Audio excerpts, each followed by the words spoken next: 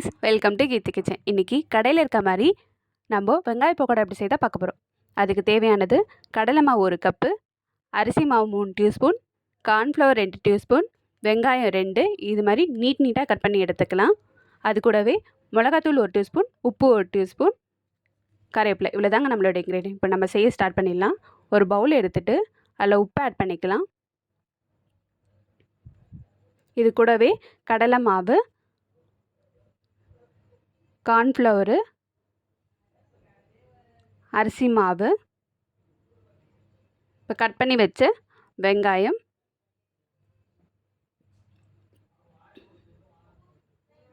கறிவேப்பிலை, லாஸ்ட்டாக மிளகாத்தூளியை போட்டுக்கலாம்.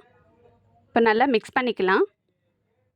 மிக்ஸ் பண்ணிட்டு தண்ணி ஊற்றி நல்லா மிக்ஸ் பண்ணிக்கலாம்.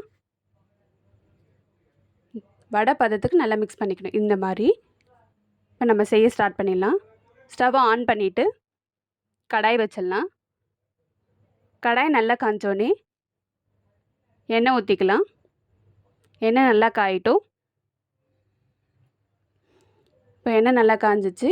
நம்ம மிக்ஸ் பண்ணி வச்ச மாவையும் நல்லா உதிரியாக இந்த மாதிரி போட்டு எடுத்துடலாம்.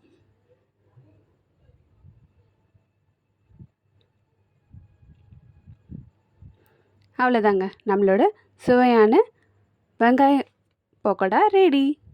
பேக்கரியில் இருக்க மாதிரியே இருக்குது. டேஸ்ட் எப்படி இருக்குன்னு பார்த்தலாம். நல்லா மொறுமொறுன்னு இருக்குது.